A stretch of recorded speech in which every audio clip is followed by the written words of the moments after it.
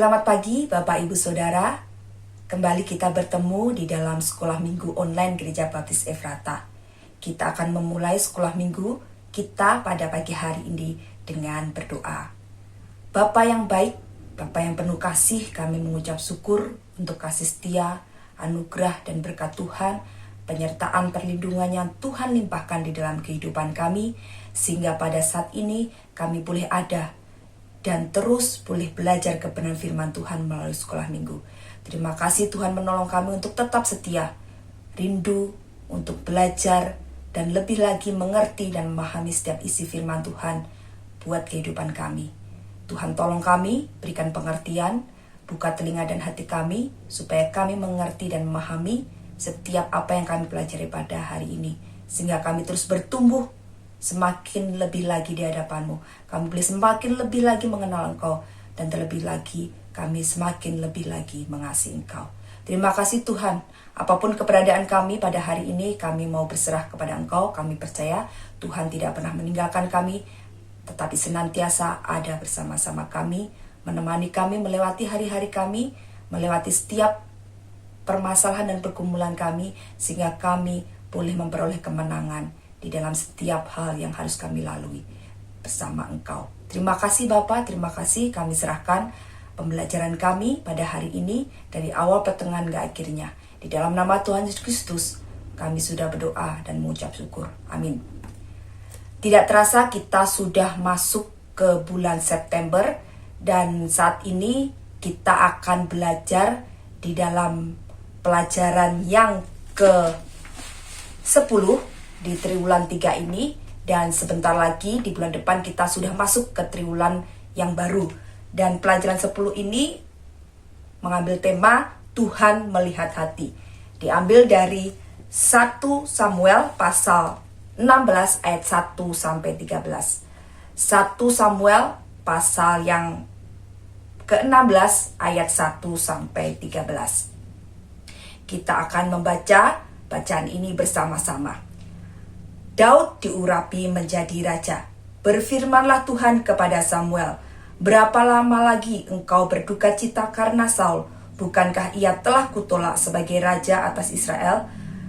Isilah tabung tandukmu dengan minyak dan pergilah. Aku mengutus engkau kepada Isai orang Betlehem itu, sebab di antara anak-anaknya telah kupilih seorang raja bagiku."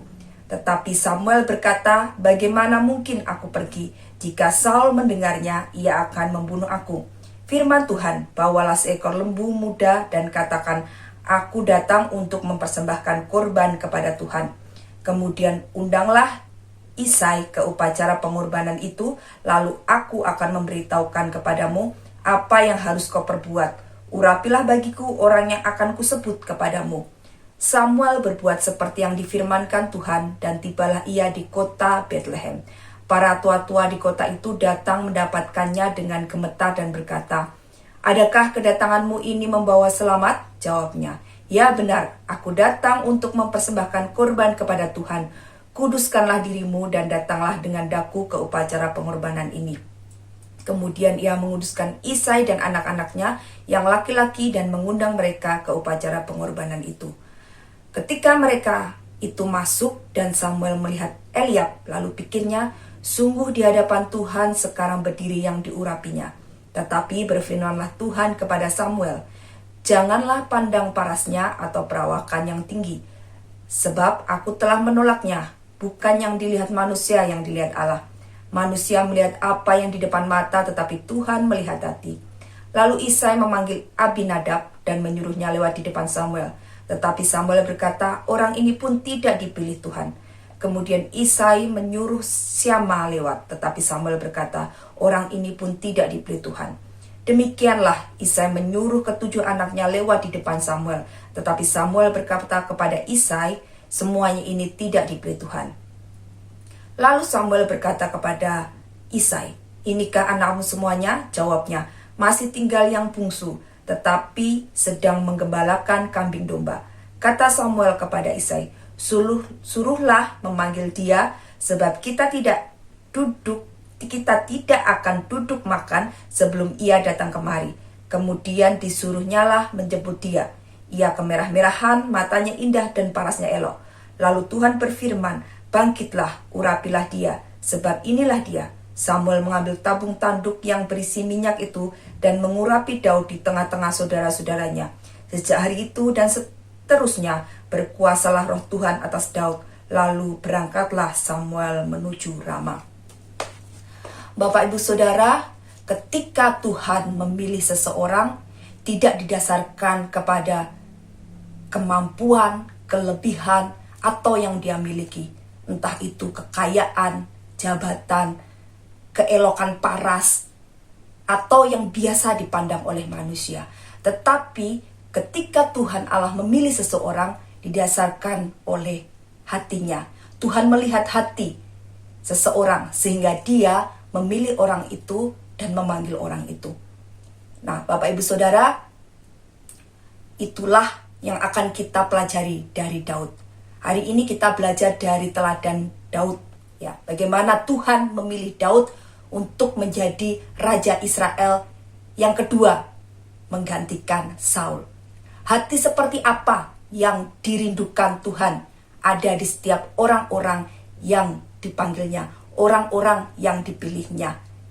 Kita akan bersama-sama melihat pada karakter Daud.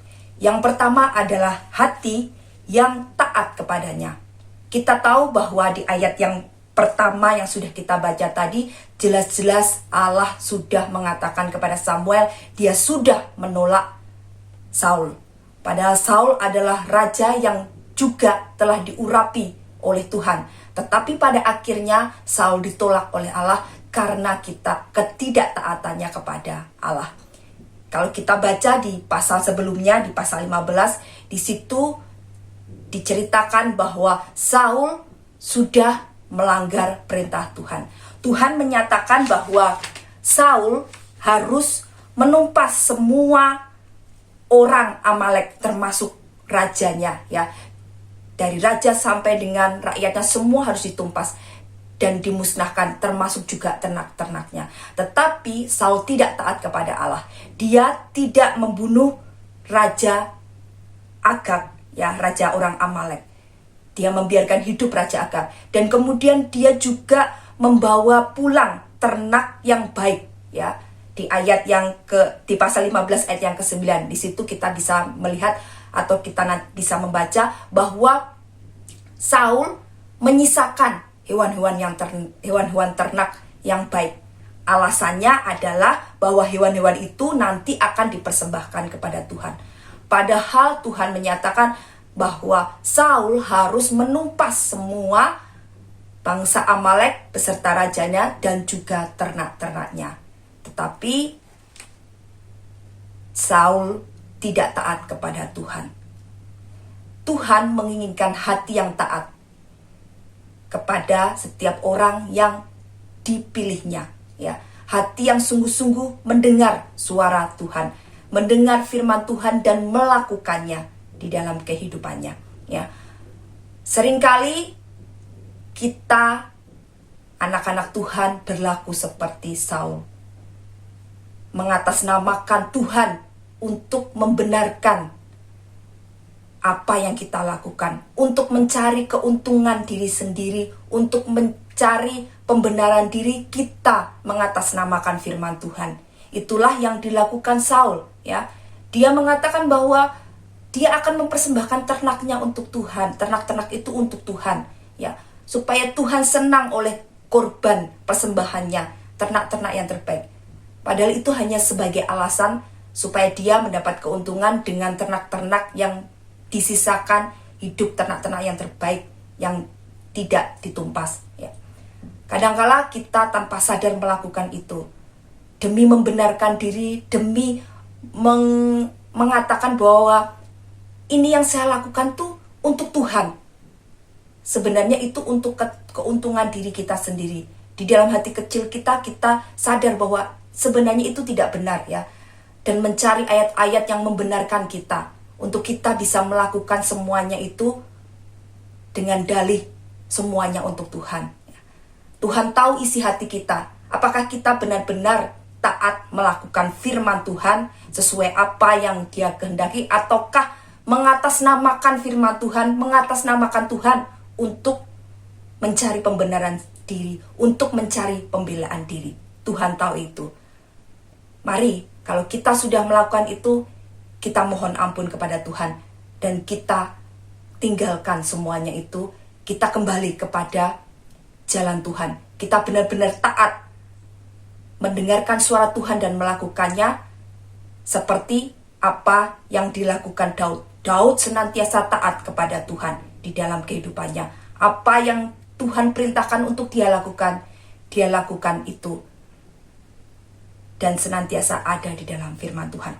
Jadi hal yang pertama adalah hati yang benar-benar taat kepada Tuhan. Hal yang kedua yaitu Tuhan menginginkan hati yang kudus di hadapannya. Kalau kita lihat bacaan kita tadi bahwa Samuel sebelum memberikan atau menyelenggarakan korban bakaran bagi Allah, dia terlebih dahulu menguduskan Isai beserta anak-anaknya untuk mengikuti upacara korban bakaran itu, ya. Kecuali Daud, karena Daud ada di padang menggembalakan domba.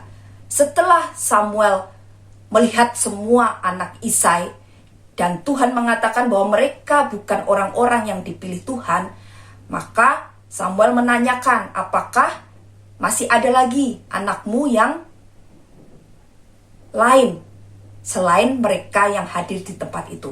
Dan Isai menjawab bahwa ada satu anaknya yang bungsu yang saat ini sedang mengembalakan domba di padang, ya. Dan Samuel memerintahkan Isai untuk memanggil Daud datang ke acara itu, ya. Kalau semua saudara-saudaranya dan juga ayahnya dikuduskan oleh Samuel ketika akan melakukan atau mengikuti upacara bakaran yang dilakukan oleh Samuel, Daud yang pada saat itu ada di padang, dia langsung datang tanpa dikuduskan. Itu menyatakan bahwa secara hatinya dia sudah siap. Dia senantiasa siap untuk dipanggil oleh Allah. Dalam hatinya dijaga oleh kekudusan sehingga Tuhan melihat bahwa Daud siap untuk dipakai oleh Tuhan. Kita sebagai anak-anak Tuhan, dimanapun kita berada, dalam keadaan apapun, kita harus senantiasa menjaga hati kita tetap kudus di hadapan Tuhan. Karena itu yang dimaui Tuhan. Ya. Tidak hanya ketika kita datang ke gereja untuk beribadah kepada Tuhan. Tidak hanya ketika kita akan mengikuti mungkin ibadah doa atau sekolah minggu. Atau kita akan melayani Tuhan. Kita baru membuat hati kita kudus atau menjaga hati kita kudus. Tetapi ketika kita bekerja, kita bersekolah atau melakukan aktivitas kita sehari-hari, kita tidak menjaga kekudusan hati kita. Tuhan tidak berkenan itu. Dimanapun kita berada, entah itu di gereja, entah itu di rumah, entah itu di tempat pekerjaan kita, entah itu di sekolah kita, atau di manapun itu, kita harus senantiasa menjaga kekudusan hati kita. Menjauhkan diri kita dari segala pelanggaran, menjauhkan diri kita dari segala dosa. Dan kita mengusahakan itu di dalam kehidupan kita. Supaya kapanpun Tuhan menghendaki kita untuk datang kepadanya, kita siap untuk ada di hadapannya. Kita senantiasa menjaga kekudusan hati kita. Itulah yang dikehendaki Tuhan. Yang ketiga, Tuhan menginginkan hati lebih dari penampilan fisiknya. Ketika Samuel melihat Eliab, dia melihat fisik Eliab yang begitu mungkin gagah, ya, tinggi besar. Secara kasat mata, secara pandangan manusia, maka di dalam hati Samuel dia mengatakan, inilah dia yang dipilih Tuhan. Ternyata Tuhan tidak memilih Eliab, ya. Karena Tuhan memandang hati, bukan memandang apa yang dilihat manusia. Kita lihat di ayat yang ke-7, ya. Di ayat yang ke-7 kita lihat bersama-sama. Tetapi berfirmanlah Tuhan kepada Samuel, janganlah pandang parasnya atau perawakan yang tinggi, sebab aku telah menolaknya. Bukan yang dilihat manusia, yang dilihat Allah. Manusia melihat apa yang di depan mata, tetapi Tuhan melihat hati. Tuhan lebih melihat kedalaman hati setiap orang-orang yang dipilihnya, bukan apa yang tampak di luar, ya. Nah, oleh karena itu, kenapa Tuhan memilih Daud? Walaupun secara fisik dia terlihat muda, terlihat belum begitu dewasa, ya, tetapi Tuhan melihat hati Daud bahwa dia memiliki hati yang siap senantiasa untuk dipakai Allah. Dia memiliki hati yang kudus di hadapan Allah.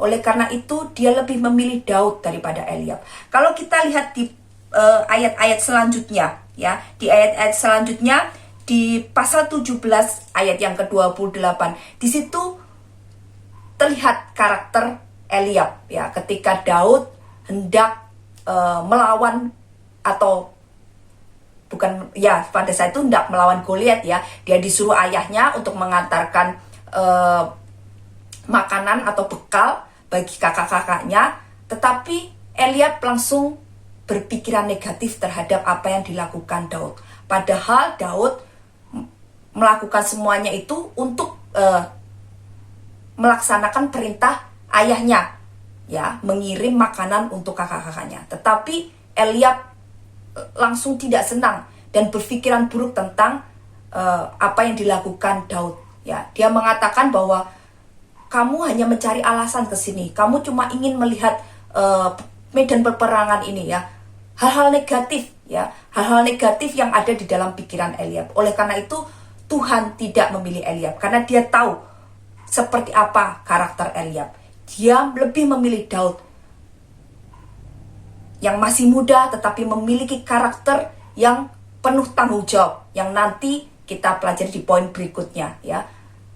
Daud yang sungguh-sungguh mengandalkan Tuhan di dalam kehidupannya. Daud yang selalu berpikiran positif di dalam kehidupannya, menghadapi apapun juga, ya. Kita ingat ketika dia harus dikejar-kejar oleh Saul dan hendak dibunuh oleh Saul, dia punya kesempatan untuk membunuh Saul, tetapi dia memiliki hati yang luar biasa, hati yang sungguh-sungguh menghormati Allah, hati yang sungguh-sungguh penuh kasih. Oleh karena itu dia tidak berani membunuh Saul, oleh karena Saul adalah juga orang yang diurapi Tuhan dan dipilih Tuhan. Nah, itulah Daud, ya.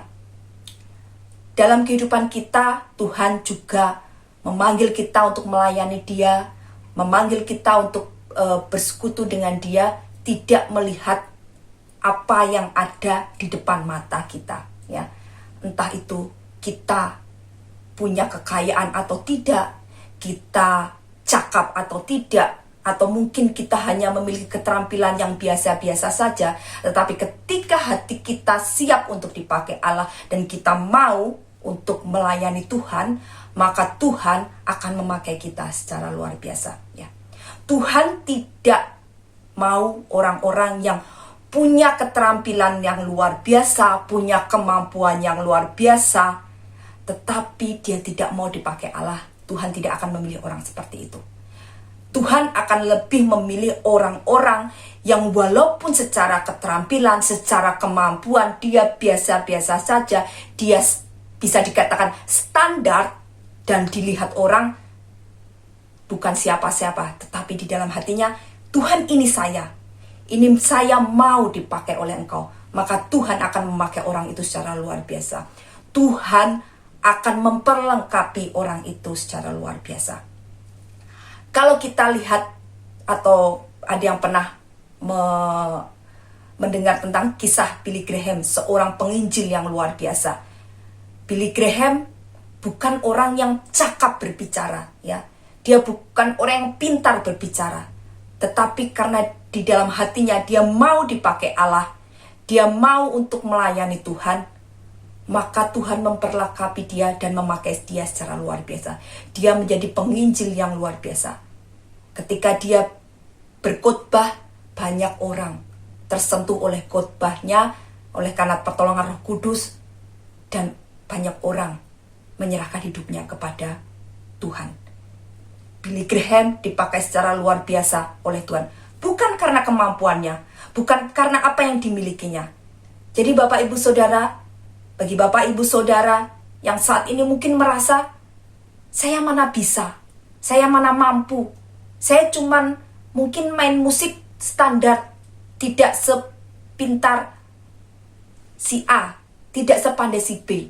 Saya punya suara biasa-biasa saja, tidak semerdu si A, tidak semerdu si B. Saya mungkin punya keahlian di bidang atau multimedia, di bidang yang lainnya, hanya biasa-biasa saja. Saya tidak seahli si A, saya tidak seahli si B. Tuhan tidak memandang itu, tetapi Tuhan memandang hati setiap orang yang mau dipakai oleh Tuhan. Ketika kita memutuskan untuk ini aku Tuhan, aku mau dipakai Engkau, aku mau melayani Engkau, maka kemampuan kita yang biasa-biasa saja, yang standar, itu akan diperlengkapi oleh Tuhan, ditambah-tambahkan oleh Tuhan, sehingga kita bisa dipakai Allah secara luar biasa untuk hormat dan kemuliaan bagi namanya. Hal yang keempat adalah Tuhan menginginkan hati yang bertanggung jawab. Kalau kita lihat bahwa dari bacaan yang kita baca tadi, ketika semua anak-anak Isai beserta ayahnya diundang Samuel di dalam perjamuan itu, upacara pembakaran itu, hanya Daud yang dilupakan, ya. Daud tidak diikut sertakan, ya. Jadi bisa dikatakan di hadapan ayahnya Daud bukan seseorang yang dianggap penting, ya. Bukan seseorang yang dianggap harus perlu hadir dalam acara itu. Oleh karena itu Daud tidak dipanggil untuk pulang untuk mengikuti acara itu bersama dengan saudara-saudaranya, ya. Dia tetap melakukan tugas dan tanggung jawabnya sebagai penggembala domba, menggembalakan kambing domba milik ayahnya. Walaupun kambing domba milik ayahnya bukan kambing domba yang berjumlah banyak, hanya beberapa ekor. Kalau kita baca di bacaan selanjutnya, di situ Eliab mengatakan bahwa hanya beberapa ekor kambing domba ayahnya yang harus dia jaga. Walaupun seperti itu, Daud tetap melakukan tanggung jawabnya dengan setia. Dia bertanggung jawab dengan tugasnya. Bahkan dia mengatakan dia rela untuk menghadapi binatang buas demi menyelamatkan kambing domba ayahnya. Itu bentuk satu tanggung jawab yang dilakukan Daud di dalam kehidupannya. Tuhan menghendaki orang-orang yang seperti itu. Hati yang penuh tanggung jawab. Bukan ketika dipercayakan perkara-perkara yang besar. Bukan ketika dipercayakan pekerjaan-pekerjaan yang besar baru bertanggung jawab dan setia. Tetapi dimulai dengan hal-hal kecil. Ya, dimulai dengan hal-hal kecil. Bertanggung jawab dari pekerjaan-pekerjaan kecil yang dipercayakan kepada kita, kita lakukan dengan setia, dengan sungguh-sungguh melakukan yang terbaik untuk Tuhan. Entah itu di gereja, entah itu di dalam rumah tangga kita, entah itu di dalam pekerjaan kita, entah itu di dalam studi atau sekolah kita. Apapun yang dipercayakan kepada kita, tugas-tugas yang harus kita lakukan, mari kita lakukan dengan tanggung jawab. Tuhan melihat itu semua. Saya belajar untuk melayani Tuhan dari hal-hal kecil. Waktu saya remaja, saya melihat teladan kakak-kakak saya, ya. Ibu saya, mereka semuanya juga melayani Tuhan. Bagaimana mereka setia melayani Tuhan. Sehingga saya punya kerinduan, saya mau seperti mereka juga melayani Tuhan. Ketika masih remaja, saat mengikuti persekutuan remaja, pada saat itu di gereja kami Kediri, kalau persekutuan remaja selalu menggelar tikar atau karpet gitu ya. Saya dengan setia pada saat itu mau membantu, ya, datang lebih awal bersama teman-teman yang lainnya mempersiapkan karpet ataupun mempersiapkan tikar yang digunakan. Setelah selesai, dengan teman-teman bersama melakukan itu juga dengan setia, melakukan semuanya itu dengan penuh sukacita, tidak melihat menggelar karpet, menggelar tikar, kan sebenarnya bukan tugas saya. Itu tugas pengurus ya, pengurus remaja ya, ada bagian sendiri. Tidak pernah sebersih pun saya berpikir seperti itu. Tapi saya melakukannya dengan penuh sukacita karena saya ingin melayani Tuhan. Saya ingin bekerja untuk Tuhan walaupun itu hal kecil, ya. Dilakukan dengan setia. Setiap persekutuan, apapun yang bisa saya bantu saya lakukan, ya. Menawarkan diri, apa yang bisa saya bantu saya lakukan, ya. Tidak menunggu untuk disuruh, tidak menunggu untuk diberi tugas, tidak. Tetapi dari hati saya tergerak untuk melakukan semuanya itu. Nah, ketika terjadi pergantian panitia penolong Tuhan, kalau di gereja kita disebut panitia perancang, di gereja saya di Kediri waktu itu namanya panitia penolong pendeta, bukan panitia penolong Tuhan ya, panitia penolong pendeta, ya, karena bertugas untuk menolong pendeta dalam melakukan tugas pelayanan di gereja, ya. Panitia penolong pendeta itu terjadi pergantian. Sama sekali dalam pikiran saya tidak pernah berpikir untuk ditunjuk menjadi ketua remaja. Saat itu saya ingat mungkin sekitar SMA kelas 1, ya, SMA kelas 1, kelas 2, ya, sekitar itulah gitu. Padahal ada teman saya yang lain yang lebih berkompeten. Kalau dilihat dia lebih berkompeten dan lebih, istilahnya lebih dialah yang dipilih gitu, ya, bukan saya. Nah, ketika saya dihubungi oleh ketua remaja yang sebelumnya ditanya, saya panggilannya di gereja lama saya Ervin, ya. Ervin, kamu jadi ketua remaja ya? Saya kaget. Saya bertanya, kenapa saya? Gitu kan. Kan ada si A, saya melihatnya dia gitu, calon terkuatnya dia gitu kan. Saya sama sekali tidak berpikir akan dipilih menjadi ketua remaja. Tetapi ketua remaja itu bilang, enggak, kamu gitu.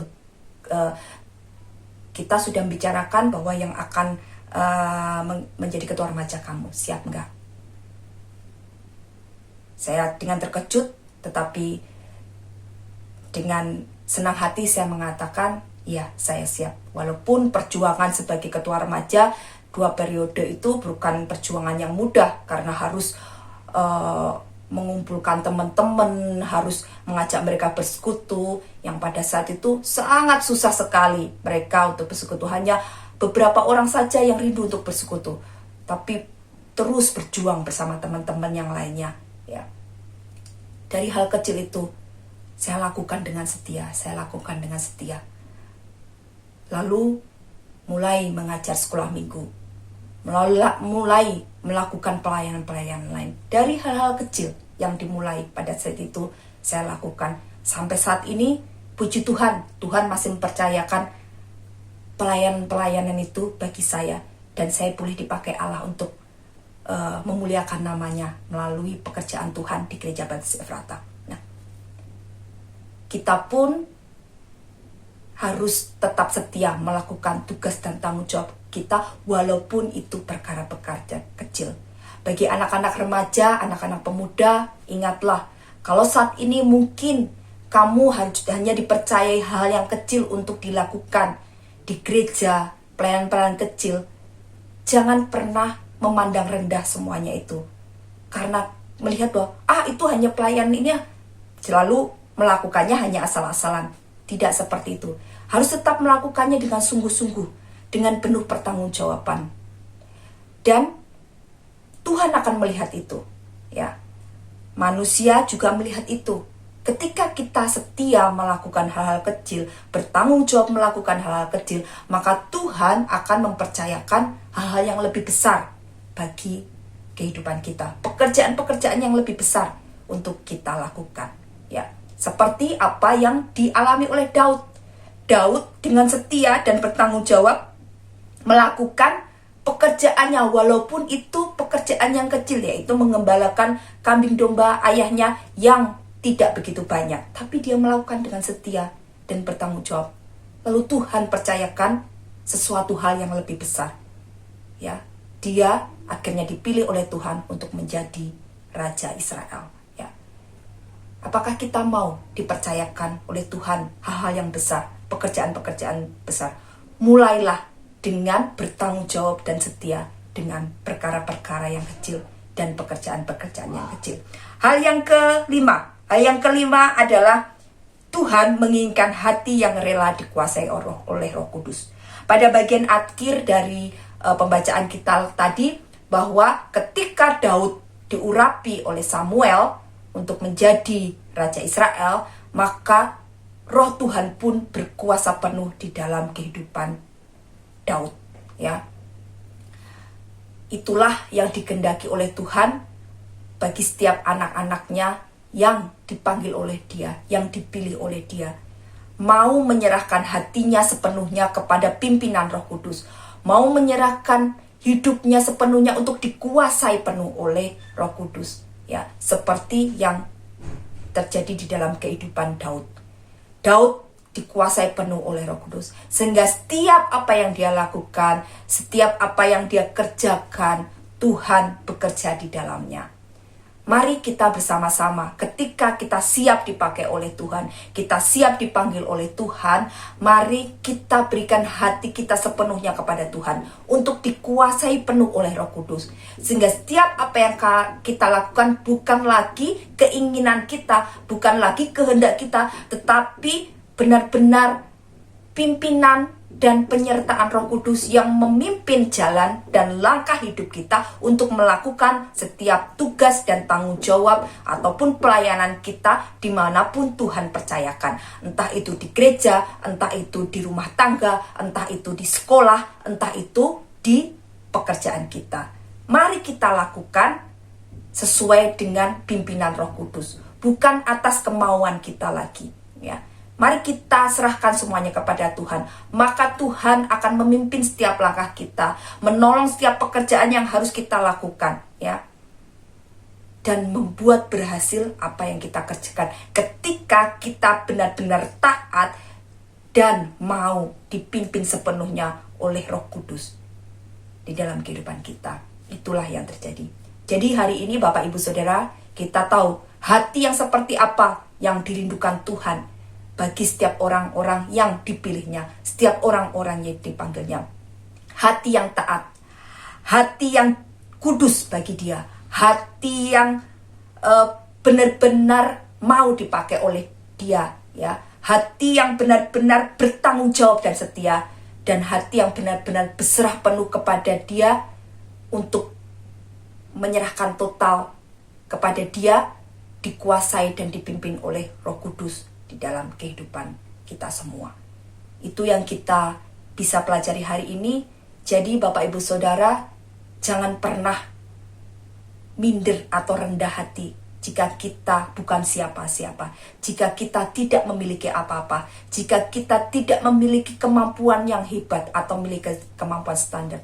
Tuhan tidak melihat itu semuanya untuk memanggil kita ataupun untuk memilih kita, tetapi Tuhan melihat hati kita. Apakah kita mau dipakai oleh Tuhan? Apakah kita mau untuk melayani Dia? Apakah kita mau untuk bekerja bagi Dia dimanapun Tuhan menempatkan kita? Itu yang Tuhan rindukan di dalam kehidupan kita. Dan ketika kita sudah mau untuk dipakai Tuhan, mari kita serahkan sepenuhnya kepada Tuhan hidup kita, supaya Roh Kuduslah yang memimpin dan bekerja di dalam kehidupan kita. Ketika kita menghadapi tantangan, ketika kita menghadapi masalah, saat kita melayani Tuhan, saat kita bekerja untuk Tuhan, maka Tuhan yang akan memampukan, menghiburkan dan menguatkan kita melalui semuanya itu. Kita bisa bertahan untuk menyelesaikan semua tugas dan tanggung jawab yang Tuhan percayakan dalam kehidupan kita, oleh karena Roh Kudus yang memimpin dan menolong kita. Dan mari kita lakukan semua tugas dan tanggung jawab yang Tuhan percayakan kepada kita, untuk kita lakukan dengan setia dan penuh tanggung jawab sampai pada akhirnya. Dan Tuhan akan memberkati setiap pekerjaan kita, setiap pelayanan kita, semuanya dikembalikan untuk hormat dan kemuliaan bagi namanya. Dan pasti semuanya itu juga menjadi berkat bagi banyak orang. Sebelum kita berdoa bersama-sama, kita akan memujikan satu pujian, ubah hatiku. Mari kita serahkan hati kita kepada Tuhan, supaya Tuhan benar-benar mengubah hati kita sesuai dengan apa yang Tuhan kehendaki di dalam kehidupan kita. Ubah hatiku seperti apa yang Tuhan mau. Itu menjadi permohonan dan doa kita pada pagi hari ini.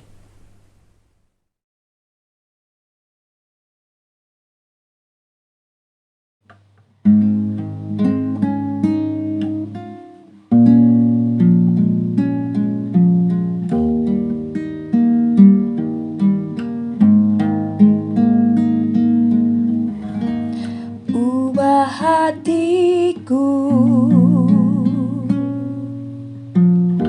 seputih salju, ubah hatiku seperti dirimu,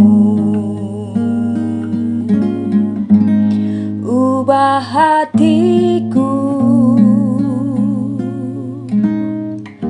seputih salju,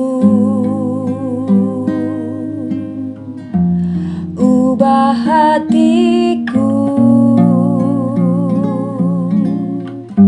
seperti dirimu. Engkau penjunan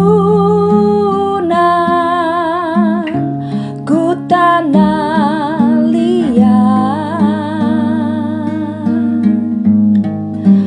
bentuk jadikan itu doaku.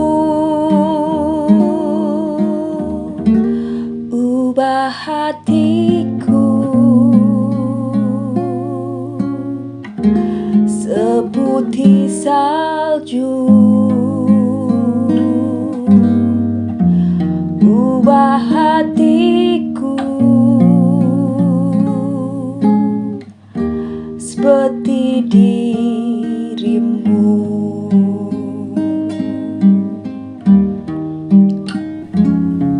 Tuhan, terima kasih untuk kasih setia Tuhan yang Tuhan limpahkan di dalam kehidupan kami. Setiap pekerjaan, pelayanan yang Tuhan percayakan dalam kehidupan kami, tolong kami Tuhan untuk melakukannya dengan setia. Tolong kami Tuhan untuk melakukannya dengan sungguh-sungguh dan melakukan yang terbaik untuk Engkau. Dan biarlah kami menyerahkan hati kami sepenuhnya kepada Engkau, supaya Tuhan terus mengubah hati kami, menguduskan hati kami sesuai dengan apa yang Tuhan inginkan untuk Tuhan pakai menjadi hormat dan kemuliaan bagi nama Tuhan. Kami hanya alat-Mu, kami hanya ciptaan-Mu. Apa yang kami miliki semuanya daripada Engkau Tuhan. Dan kami mau serahkan kepada Engkau sebagai hormat dan kemuliaan bagi nama-Mu. Kami mau serahkan kepada Engkau untuk Engkau pakai menjadi berkat bagi banyak orang. Ini kami Tuhan, ini hati kami. Ubah sesuai dengan kemauan-Mu. Dan biarlah kami menjadi anak-anak Tuhan yang senantiasa mau dipakai Tuhan dalam pekerjaan Tuhan, dimanapun Tuhan tempatkan kami, baik itu di keluarga kami, baik itu di tempat pekerjaan kami, di sekolah kami, ataupun di gereja kami, di masyarakat kami, dimanapun Tuhan itu, pakai kami Tuhan, pakai kami untuk menjadi berkat, untuk menjadi kesaksian, untuk menjadi kemuliaan dan hormat bagi nama-Mu, sehingga banyak orang boleh diberkati melalui kehidupan kami, banyak orang boleh dilayani melalui kehidupan kami, banyak orang boleh mendapat kesaksian dari hidup kami. Terima kasih Tuhan, terima kasih untuk teladan Daud yang luar biasa. Kami rindu, kami boleh dipakai Allah secara luar biasa seperti Engkau memakai Daud di dalam kehidupan kami. Terima kasih Bapa, terima kasih. Kami serahkan hidup kami sepenuhnya kepada Engkau, Engkau yang bekerja dan berkuasa penuh atas hidup kami. Di dalam nama Tuhan Yesus Kristus, kami sudah berdoa dan mengucap syukur. Amin. Selamat pagi Bapak Ibu Saudara, sampai jumpa di sekolah minggu depan. Tuhan Yesus memberkati.